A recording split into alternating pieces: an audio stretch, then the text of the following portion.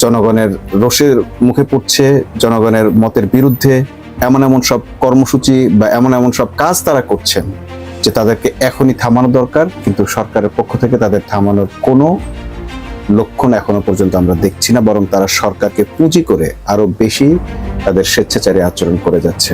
বেগম জিয়া যখন প্রধানমন্ত্রী ছিলেন তার আমলে ব্যাপক সুনাম কুড়িয়েছিলেন এমন একজন শিক্ষামন্ত্রী, তখন তিনি শিক্ষা প্রতিমন্ত্রী ছিলেন, সেই ডক্টর এহসানুল হক মিলন, যে গালিগুলো আমরা সাধারণত মুখে উচ্চারণ করতে পারি না কিন্তু শিক্ষার্থীরা দেদারছে, সে গালিগুলো ডক্টর এহসানুল হক মিলন, যাকে সংসদীয় ভাষায় মাননীয় শিক্ষামন্ত্রী বলা হয়, তার জন্য ব্যবহার করছে। কেন শিক্ষার্থীরা তার উপরে এভাবে ক্ষিপ্ত হয়ে গেল?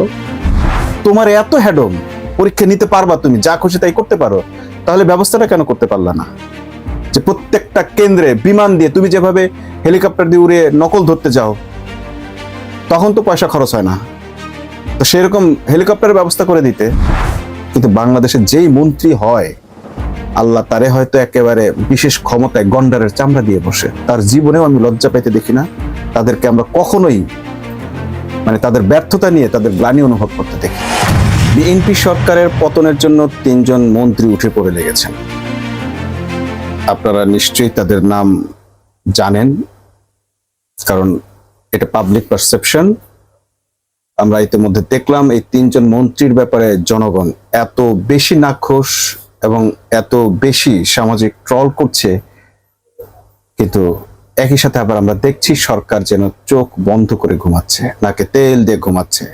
এই 3 জন মন্ত্রী যা খুশি তাই করে বেড়াচ্ছে, জনগণের রোষের মুখে পড়ছে, জনগণের মতের বিরুদ্ধে এমন এমন সব কর্মসূচি বা এমন এমন সব কাজ তারা করছেন যে তাদেরকে এখনই থামানো দরকার, কিন্তু সরকারের পক্ষ থেকে তাদের থামানোর কোনো লক্ষণ এখনো পর্যন্ত আমরা দেখছি না, বরং তারা সরকারকে পুঁজি করে আরো বেশি তাদের স্বেচ্ছাচারী আচরণ করে যাচ্ছে। সেই 3 জন মন্ত্রী কে কে? নাম্বার 1, অত্যন্ত সজ্জন ব্যক্তি, ভদ্রলোক, বেগম জিয়া যখন প্রধানমন্ত্রী ছিলেন তার আমলে ব্যাপক সুনাম কুড়িয়েছিলেন এমন একজন শিক্ষামন্ত্রী, তখন তিনি শিক্ষা প্রতিমন্ত্রী ছিলেন, সেই ডক্টর এহসানুল হক মিলন তার অতীতের সব সুনাম ধ্বংস করে এখন শিক্ষার্থীদের মুখে স্রেফ তার জন্য বাংলাদেশের সবচেয়ে বিখ্যাত গালিগুলো বরাদ্দ, যে গালিগুলো আমরা সাধারণত মুখে উচ্চারণ করতে পারি না কিন্তু শিক্ষার্থীরা দেদারছে, সে গালিগুলো ডক্টর এহসানুল হক মিলন, যাকে সংসদীয় ভাষায় মাননীয় শিক্ষামন্ত্রী বলা হয়, তার জন্য ব্যবহার করছে। কেন শিক্ষার্থীরা তার উপরে এভাবে ক্ষিপ্ত হয়ে গেল?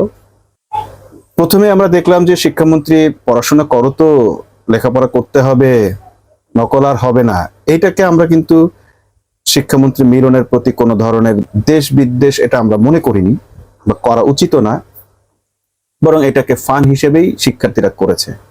কিন্তু এরপর একের পর এক যে সিদ্ধান্তগুলো তিনি নিতে যাচ্ছেন এবং নিচ্ছেন, কোন সিদ্ধান্তই আর শেষ পর্যন্ত শিক্ষার্থীদের উপকারে লাগছে না, বরং তাদেরকে প্রতিনিয়ত ক্ষুব্ধ করে তুলছে, বিক্ষুব্ধ করে তুলছে, বিদ্রোহী করে তুলছে।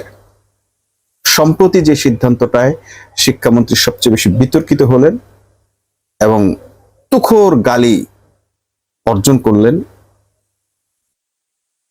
সেই কাজটি হলো বন্যার মধ্যে এইচএসসি পরীক্ষা বন্ধ না করে নিজের ইগোর মান ঠিক রাখতে গিয়ে, নিজের ইগো ধরে রাখতে গিয়ে, নিজের অহংকার বজায় রাখতে গিয়ে, নিজের হ্যাডম দেখাতে গিয়ে তিনি এমন এক সিদ্ধান্ত নিলেন যে শিক্ষার্থীরা রীতিমতো তার জন্য চরম বিপাকে পড়ে গেছে।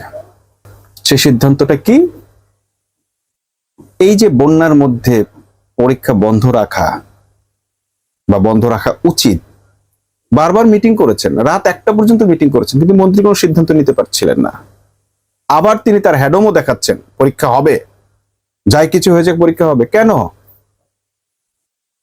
পরীক্ষা বন্ধ করার হ্যাডম আপনার নাই। ফলে আমরা কি দেখলাম? পরীক্ষার হলে শিক্ষার্থীরা ঢুকছে রীতিমতো সাঁতার কেটে, কোমর অবধি পানিতে ডুবে, তাদের প্রবেশপত্র ভিজে যাচ্ছে, তাদের সঙ্গের যে কাগজপত্র, গুরুত্বপূর্ণ কাগজপত্র ভিজে যাচ্ছে, যেগুলো তাদের যুগ যুগ ধরে সংরক্ষণ করে রাখতে হবে, সেই ধরনের কাগজপত্র ভিজে যাচ্ছে, কেউ ডুবে যাচ্ছে, কেউ ম্যানহোলে পড়ে যাচ্ছে, তাদের সঙ্গে তাদের বাবা মায়েরা এসে নাজেহাল হচ্ছে, কোনো যানবাহন নাই। তোমার এত হ্যাডম, পরীক্ষা নিতে পারবা, তুমি যা খুশি তাই করতে পারো, তাহলে ব্যবস্থাটা কেন করতে পারলা না?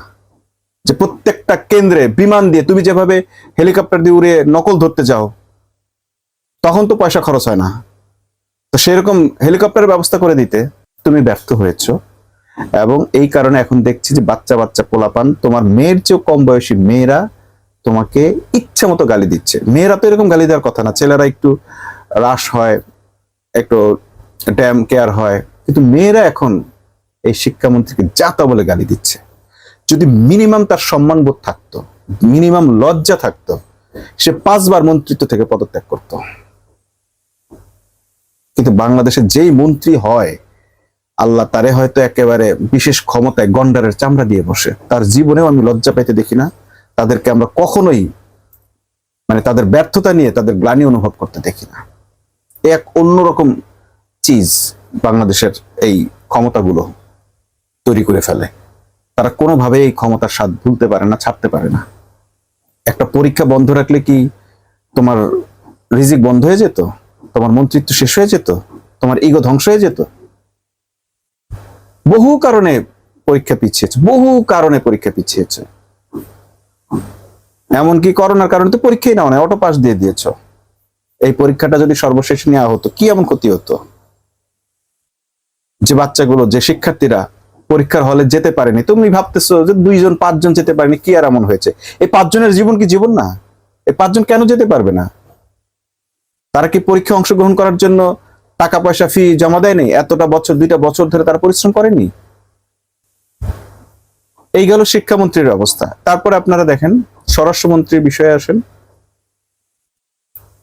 ডেভিড ইমন নামের এক ছেলে একজনের কাছে 2 কোটি টাকা চাঁদা চেয়েছে। প্রত্যেক মাসে 10 লাখ টাকা করে তাকে চাঁদা দিতে হবে। না দেওয়ায় প্রথমে চাঁদা চেয়েছে, চেয়ে হুমকি দিয়েছে। সেই হুমকিটা পুলিশকে জানানো হয়েছে, সে পুলিশ কোনো ব্যবস্থা নেয়নি। শেষমেশ সেই চাঁদাবাজরা তার কর্ম মানে প্রতিষ্ঠানে ঢুকে ভাঙচুর করেছে এবং হুমকি দিয়ে গেছে। এখনো পর্যন্ত ডেভিড ইমনকে গ্রেপ্তার করা বা গ্রেপ্তারের জন্য কোনো ব্যবস্থা গ্রহণ করার কোনো কিছুই, বা স্বরাষ্ট্রমন্ত্রীর এই ব্যাপারে কোনো বক্তব্য আমরা এখনো পর্যন্ত দেখি নাই। পুলিশ কমিশনারের কোনো বক্তব্য এখনো পর্যন্ত আমাদের চোখে পড়ে নাই। ডেভিড ইমন সে পুলিশ কমিশনারকে অ্যাড্রেস করে বলছে যে তোর বাপ পুলিশ কমিশনারকে আমার নাম্বারটা দিয়ে বলিস আমি কে, পুলিশ কমিশনার তোকে চিনিয়ে দেবে। তার মানে পুলিশ কমিশনার চেনে তাকে। তার মানে পুলিশ কমিশনার জানে যে এরকম একজন ডেভিড ইমন আছে, এমন একজন শয়তান আছে, এরকম একজন চাঁদাবাজ আছে বাংলাদেশে এই জায়গায়, যে তার কাছ থেকে মানে চাঁদা দিতে হবে। মানুষ ধরে নিয়েছে যে পুলিশ নিজে এই চাঁদাবাজিদেরকে এইসব জায়গায় বসিয়েছে। এবং এই ভিডিও ফুটেজ দেখার পরও স্বরাষ্ট্রমন্ত্রী যখন একটু নড়ে চড়ে বসছে না, শুধু কোট টাই মেনে তার ঠিক আছে কিনা সেইটা দেখতেছে, তখন মানুষ ধরে নিয়েছে যে স্বরাষ্ট্রমন্ত্রী নিজে এইসব চাঁদাবাজি নিয়ন্ত্রণ করছে, দেখছে, দেখভাল করছে এবং তার ভাগাবটরা করছে। চাঁদাবাজদের বিরুদ্ধে জামাত গুলিস্তানে মিছিল করলো, জামাতের 4 জনকে প্রায় জমের দেশে পাঠিয়ে দিয়েছে। চাঁদাবাজরাই প্রকাশ্যে মিডিয়ার সামনে তারা তাদেরকে হত্যার জন্য হামলা করেছে। আল্লাহ হয়তো জানে এখনো বাঁচায় রাখছে, কতদিন বেঁচে থাকবে জানা যায় না, কারণ কিডনি টিডনি আর অনেক কিছু এফেক্টেড। একেবারে হত্যার উদ্দেশ্যে হামলা হয়েছে। স্বরাষ্ট্রমন্ত্রী কয়েকজনকে গ্রেপ্তার করার একটা নাটক দেখিয়েছে, কিন্তু অপরাধীদের আর কোনো, পুরো মিডিয়া ব্ল্যাকআউট, এই ব্যাপারে আর কোনো সংবাদ নেই। পরের দিন জামাত নিজেরা স্টাম্প নিয়ে, লাঠি নিয়ে রাস্তায় নেমেছে। প্রত্যেকটা প্রতিষ্ঠান, শিল্প প্রতিষ্ঠান, ব্যবসা প্রতিষ্ঠান এখন তারা নিজেরা নিজেদের আত্মরক্ষার্থে যদি এইভাবে লাঠি, অস্ত্র বা নিজেদের আত্মরক্ষার জন্য যা যা প্রয়োজন ব্যবস্থা নেয়, এই স্বরাষ্ট্রমন্ত্রীর কিন্তু পালাবার রাস্তা থাকবে না। প্রথমে আমরা দেখলাম শিক্ষার্থীরা আজকে নিজে নিজের ভিডিও করে ভাইরাল করছে, প্রচার করছে, শিক্ষামন্ত্রীকে মানে অকথ্য ভাষায় গালাগাল করে।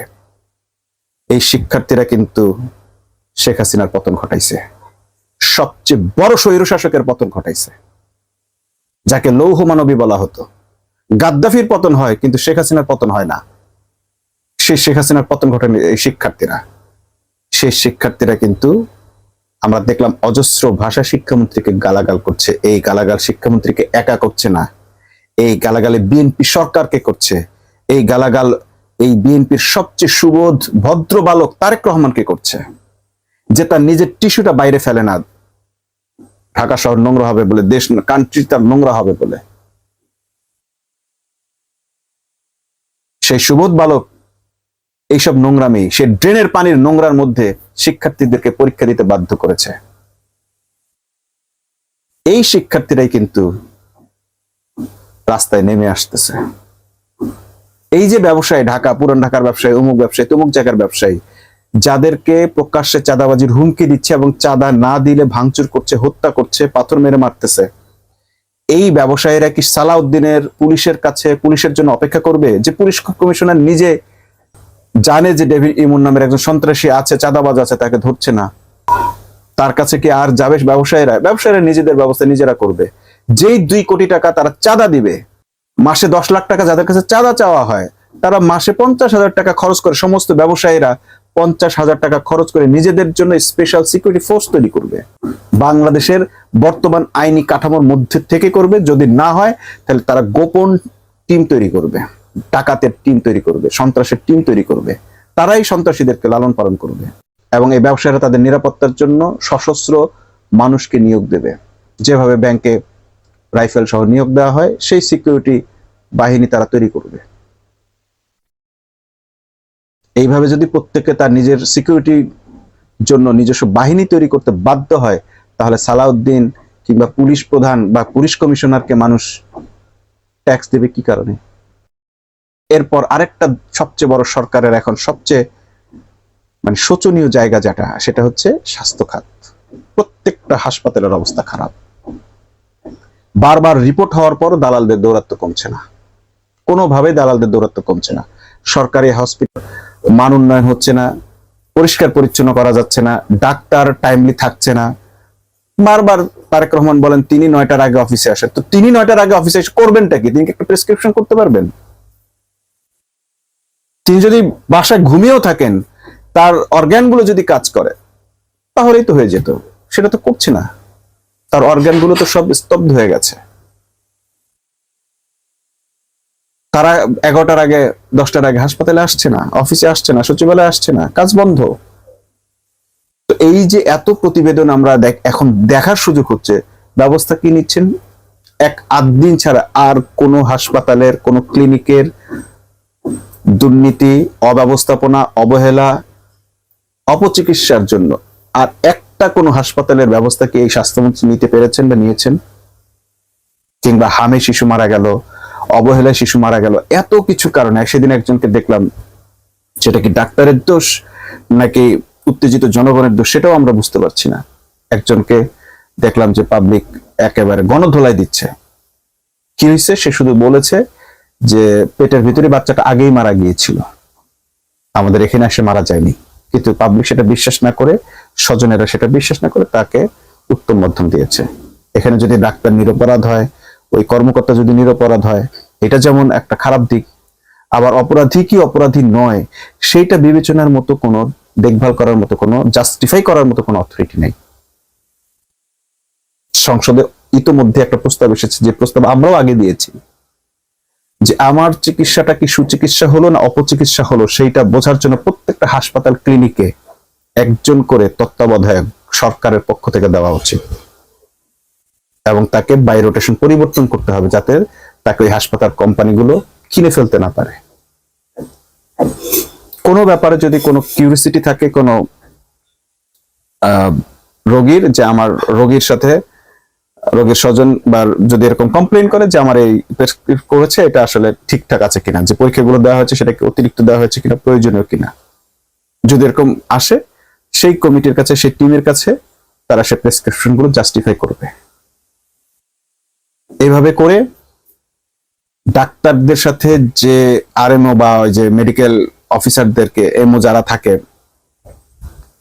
মেডিকেল রিপ্রেজেন্টেটিভ, এমআরও না কি বলে, যে তারা যে এসে এসে যে ঘুষ দিয়ে, উপহার দিয়ে, এটা ঘুষ বলা যাবে না কারণ এটা তারা উপহার হিসেবে দেয়, ওষুধ লেখানোর জন্য পরীক্ষা লেখানোর জন্য যে কাজগুলো করে, তাদের দৌরাত্ম্য নিয়ন্ত্রণের জন্য যদি এখনই এই ধরনের কোনো ব্যবস্থা না করে, তাহলে দেখা যাবে যে ডাক্তাররা প্রকৃত চিকিৎসা দেওয়ার পরও রোগীর স্বজনেরা ক্ষিপ্ত হয়ে তার উপর মারধর করছে। তাতে কি ডাক্তারদের জন্য ভালো হবে? ডাক্তাররা স্ট্রাইক করবে, চিকিৎসা কেন্দ্র বন্ধ হয়ে যাবে। কিন্তু আমরা দেখলাম যে তো মানে স্বাস্থ্যমন্ত্রী নিজেই এমন একটা বিতর্কিত কাজ করে ফেলছেন যে তাকে এখন ভয় পাওয়া তো দূরে থাক, রীতিমতো তাকে নিয়ে এখন ট্রল হচ্ছে। তিনি বলেছিলেন একটি হাসপাতাল বন্ধ করে দিয়ে আমি বাকি হাসপাতালগুলোকে শিক্ষা দিতে চেয়েছি। কোন হাসপাতাল শিক্ষা নিয়েছে তার এই ব্যবস্থা থেকে? বরং আমরা দেখছি হাসপাতালগুলো ক্রমাগত প্রতিযোগিতায় লিপ্ত হয়েছে, তাদের অব্যবস্থাপনা অবহেলা আরো কত বেশি করা যায়। তত্ত্বাবধায়ক আমলে, ইন্টারিম আমলে, ডক্টর ইউনূসের আমলে যতটুকু স্বাস্থ্য সেবা ছিল তার 10 ভাগও এখন অবশিষ্ট নেই। এই যে 3 জন মন্ত্রী নিয়ে সরকার চলার চেষ্টা করছেন, এই 3 মন্ত্রী তো সরকারকে বন্যার পানিতে ডুবাবেন। যেইভাবে সরকার শিক্ষার্থীদেরকে বন্যার পানিতে চুবিয়েছে, ঠিক সেইভাবে সরকারকে চুবানো হবে। এই 3 মন্ত্রীকে ঠিক করতে না পারলে, এই 3টা জায়গা যদি সরকার অবিলম্বে ঠিক করতে না পারে, তাহলে সরকার আসলে এই পানিতেই ডুবে যাবে। কারণ ইতিমধ্যেই জুলাই সনদ বাস্তবায়নের জন্য বিরোধীরা আন্দোলন শুরু করছে। তারেক রহমানের যে জায়গাগুলোতে আমরা পজিটিভ মনে করছিলাম, আমরা আপ্লুত হওয়ার চেষ্টা করছিলাম, আমরা তাকে ভদ্র মানুষ হিসেবে বিবেচনা করার চেষ্টা করছিলাম, তার ব্যাপারে মানুষের কনসার্ন পজিটিভ হওয়ার কথা ছিল, হচ্ছিল, সেগুলো কিন্তু ধ্বংস হয়ে যাচ্ছে। আমরা দেখলাম নাসিরউদ্দিন পাটোয়ারি, তারেক রহমান যে তার স্ত্রীকে নিয়ে, জুবাইদা রহমানকে নিয়ে সেলফি তুলছেন, সেটারও সমালোচনা করছেন। কারণ ওই যে ক্ষোভ, যে আপনি তো প্রাইম মিনিস্টার, আপনি তো প্রেম মিনিস্টার না। আপনি এখন এসব প্রেম প্রীতি তখন দেখান যখন জনগণের জন্য কিছু করতে পারবেন, তখন মানুষ এগুলোকে অ্যাপ্রিসিয়েট করবে। এখন আপনার এই জিনিসগুলো নিয়ে সমালোচনা হচ্ছে, হবে। কারণ আপনি আপনার এই জায়গাগুলোতে, এই যে 3টা মন্ত্রণালয়ের কথা বললাম, এমন এমন সব ব্যবস্থাপনা দেখিয়েছেন যে আপনার এসব মানে না, এসবকে এখন শেখ হাসিনা নাটক বলে মনে হচ্ছে মানুষের কাছে। আপনি টিস্যু ফেলেন না, আপনি এর চেয়ে মানে নর্দমার মধ্যে দিয়ে শিক্ষার্থীদেরকে স্কুলে যেতে বাধ্য করলেন। মানে আপনার কথার সাথে আপনার এই মন্ত্রীদের আচার আচরণের কোনো মিল পাওয়া যাচ্ছে না। ফলে আপনার ইতিবাচক মহত্বব্যঞ্জক কাজগুলো আজকে মানুষের কাছে ট্রলের বিষয়বস্তু হয়ে যাচ্ছে। অতএব খুব অল্প সময়ের মধ্যে এই জায়গাগুলো ঠিক করতে হবে। নিজেদের ইগো দেখানোর নামে মন্ত্রীরা যা শুরু করেছে, এদেরকে না সরকার কিছু করতে পারবে না। আমার ধারণা যে মন্ত্রণালয়ের শিক্ষা মানে যে মন্ত্রণালয়ের যারা স্টেক হোল্ডার আছে, তারা এই মন্ত্রীদেরকে রাস্তায় উচিত শিক্ষা দিয়ে দিবে। ইতিমধ্যে আমরা দেখেছি স্বরাষ্ট্রমন্ত্রী যেখানে যাচ্ছে সেখানে ভুয়া স্লোগান হচ্ছে, স্বাস্থ্যমন্ত্রী যেখানে যাচ্ছে ধাওয়া খাইতেছে, শিক্ষামন্ত্রী তো প্রত্যেকটা পদে পদে গালি খাচ্ছে। এখন শুধু মানে কি বলবো, পুলিশ প্রোটেকশন আছে বলে শিক্ষার্থীরা পারতেছে না তাকে জুতা পেটা করতে।